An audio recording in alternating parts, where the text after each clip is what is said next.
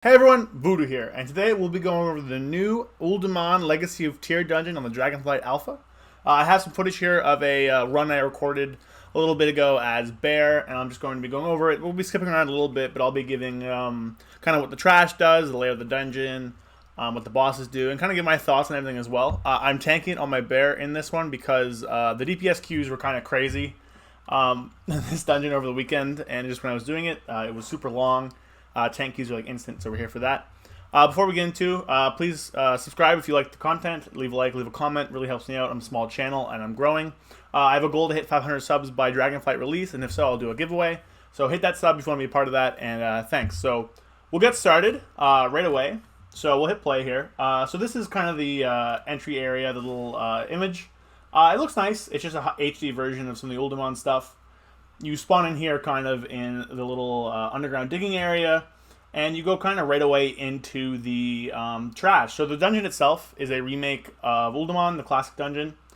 The layout's pretty much the same, but it's been linearized. There are 5 bosses which are new, and kind of like an update of old bosses. And overall, I think the dungeon's pretty interesting. I enjoyed playing through it a few times. And I liked it. So this is the first pull. Really, you can pull all this trash together here, and I don't think it'll be that big of an issue. These leapers don't do anything, they just jump around. You'll see that there's a kind of a guy on the back there casting Chain Lightning. Those are Geomancers. They do a cast on the tank, and they also do Chain Lightning, which bounces around. There are, here, I'll just pause a second. So those are the Geomancers. There are Basilisk in the corner here, too, which put a bleed on the tank, and also do a cast called, I believe, Spiked Carapace, which I believe is a damage reflect when you hit them. And then the big guy here is kind of the main trash mob of this part, Hulking Berserker. What he does, he puts a slow in the tank with his tank buster. You can see it up here. He also does a big AoE around him, which deals damage and stuns you, which I got hit by a little bit ago. And he has an enrage that gets put on him like that.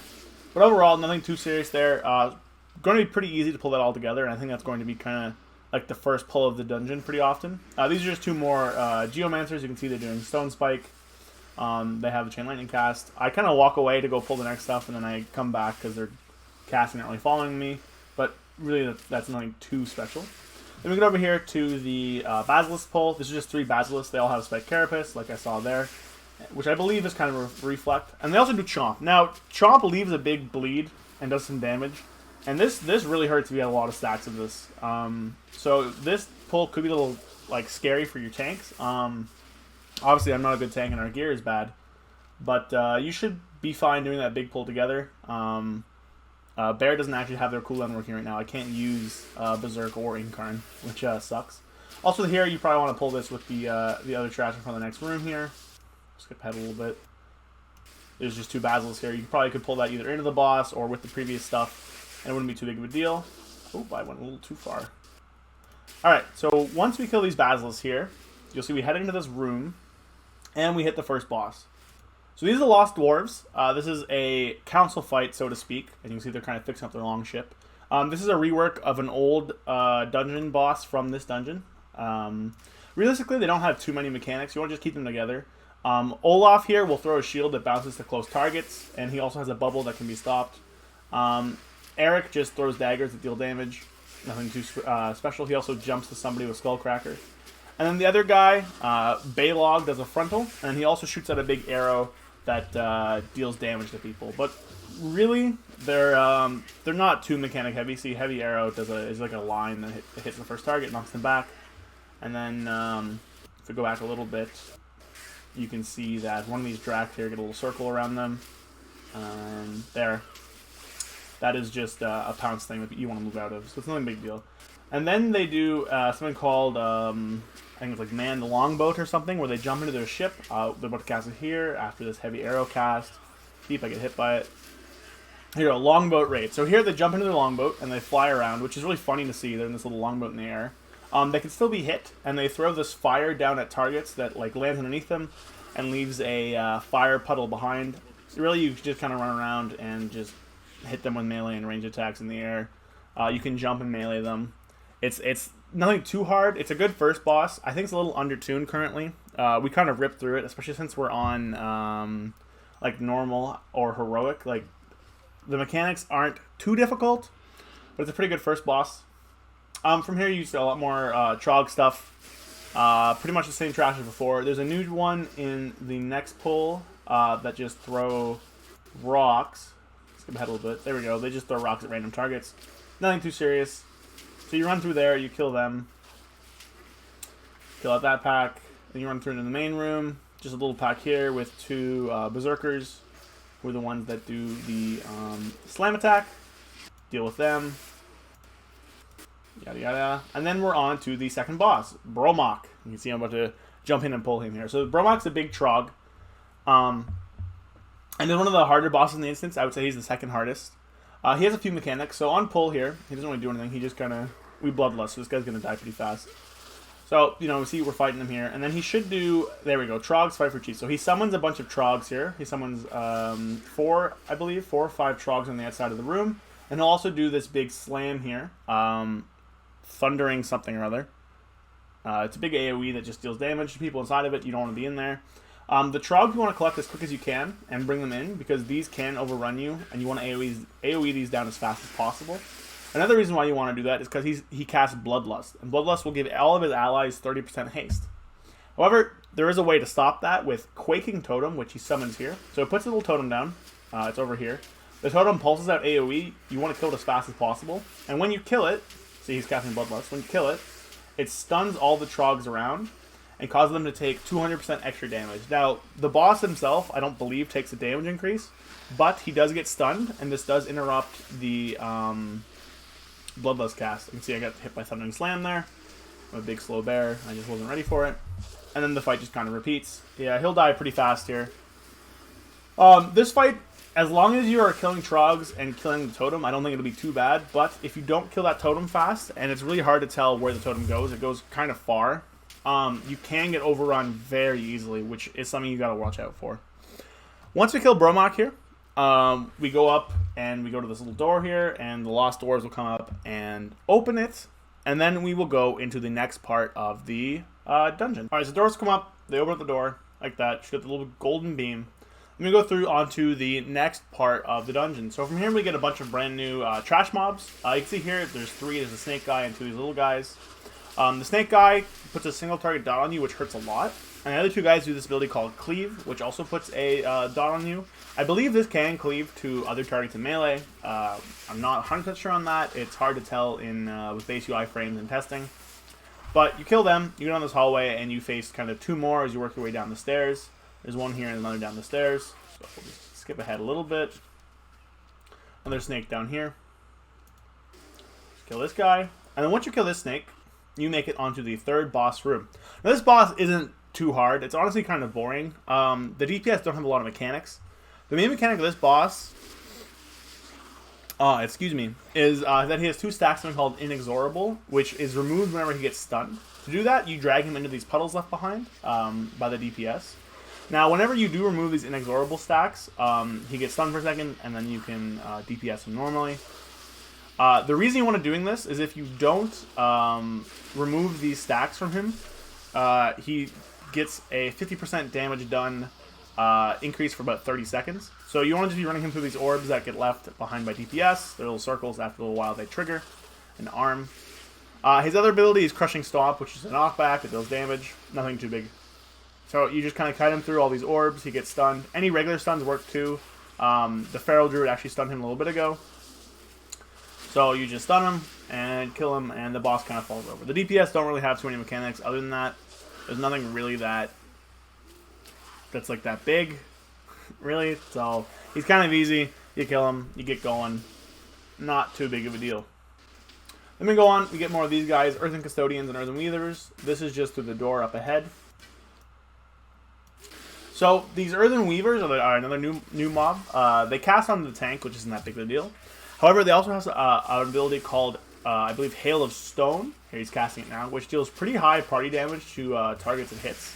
So you really want to be killing this or stunning this as fast as you can. It also has a curse called Curse of Stone, which goes out on targets. I believe the only thing this curse does is a haste / slow reduction, and then I believe if it's removed, it can stun you. I'm not sure on that. I've never gotten it because I've only tanked this dungeon, but that's what I imagine. You see more Hail of Stones. There are 2 going off here, which does lead to some party damage. We kill that. And then we kind of just make our way towards the next boss. All this trash is kind of the same. There's nothing really too exciting until we hit this guy.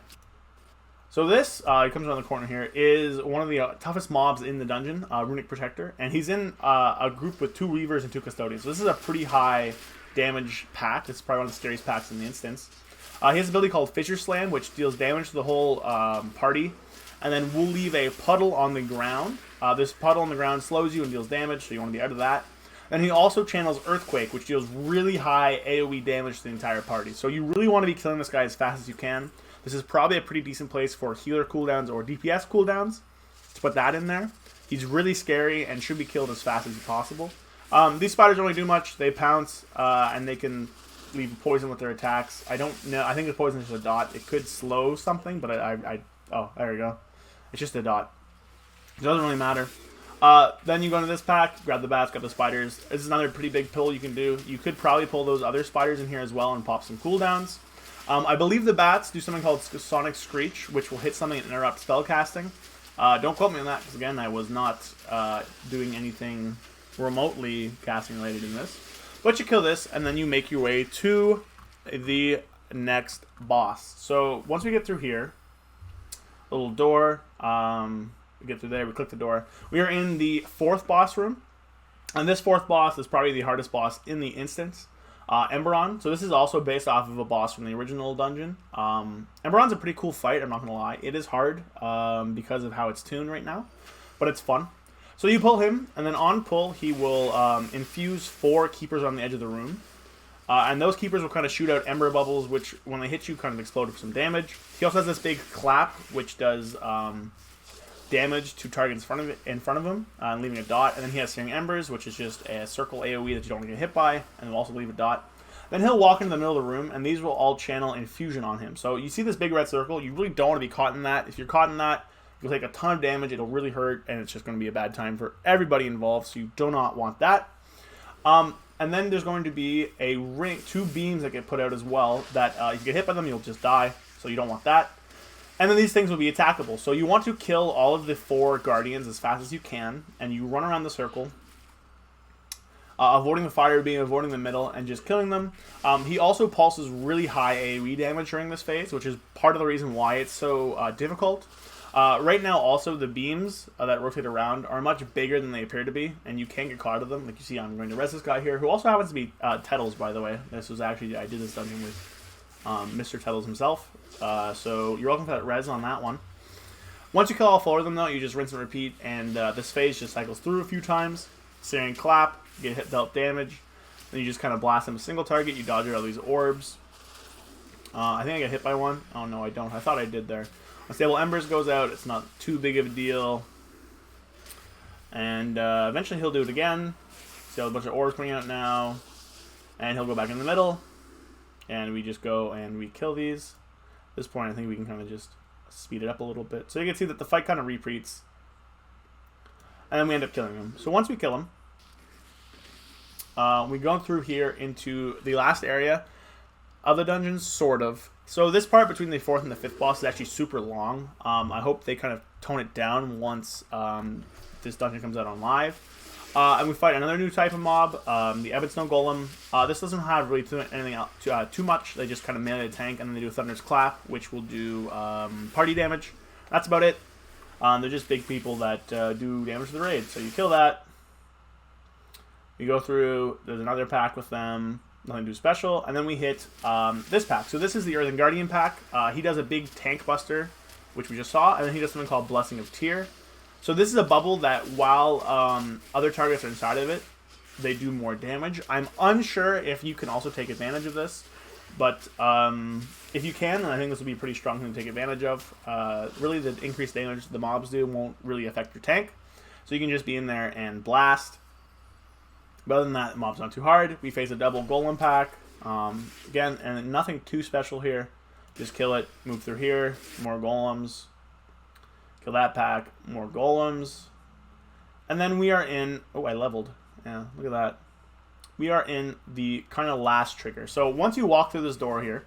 Oh, just apply my changes. Some RP will start, and you get kind of frozen in sand. And the infinite Dragonflight will come out of the portal and kind of fill up this area to try and stop you from reaching the goal of the dungeon, which I believe is this like stone plate. We don't really know the what that works around or why it's there, but we imagine it's something important. There's 3 types of mobs in this area. The first are these infinite agents. They don't do anything too bad. They will use something on the tank, I believe called Time Blade or something along those lines, which just leaves a dot on you. There's lots in this dungeon that is just tank dots. Don't you really have to worry about. They also do a cast called Hasten, which I believe can be spell stole for all you mages out there, and it's just a personal haste buff. So nothing too serious. You just kill them, keep going. The other major mob here is the Infinite Time Reaver. These ones are pretty interesting.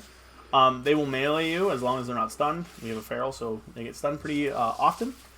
But so they'll melee you, and each melee hit they do applies this stacking buff up in the corner here. Each stack of this buff reduces your movement speed by 5% and your haste by 5%. And they also gain a stack whenever they put it on you, which increases their haste and their movement speed. So they kind of steal your haste and movement speed and increase it for themselves. So you can see here there's another one. This is going to be a Time Blade guy, and then he'll do Hasten. None of this stuff is really too big. You probably can pull these more efficiently, like pull this guy up with the other one. Or, it might be the best option, is this one. So this pull is really fun. You can kind of pull everything in this room, and it's not too bad. These whelps don't really do anything. They just melee the tank and then die, which is perfect. I think a lot of dungeons have stuff like this. So we pull everything, grab these whelps, and we just kind of AoE down. I don't think I pop any major cooldowns here. No, I don't pop anything because, you know, hey, it's a normal or a heroic or whatever. So just kind of AoE this all down with your major cooldowns. Not that big of a deal. And then once you kill this pack here, you turn and you go into the last boss of the dungeon. So we run in here. And the Chrono Lord guy from earlier comes down and talks about a disc with the secret to the aspect tree and their power, yada yada yada. Doesn't want that to happen. So he does a little bit of RP, and then he turns into a giant dragon. Ta-da. Nope. And ta-da. There we go. So this is the last boss. Big dragon. You know, we love our dragons. We pull him, and he has this mechanic called Eternity Orbs. So what these do is he fills up little orbs of sand that will come down from the sky and leave a puddle. The puddle will slow you by a large percentage, and also deals damage to you. He also does Sand Breath, which is currently bugged, doesn't do anything on PTR. Oh, not PTR, Alpha, does nothing. And he has this knockback. I don't know why the knockback's there. I imagine it's just to knock people into the puddles, but it's not that big of a deal. For DPS, there's really nothing to worry about here. Again, I don't know what Sand Breath is supposed to do. It just doesn't really do anything on Alpha.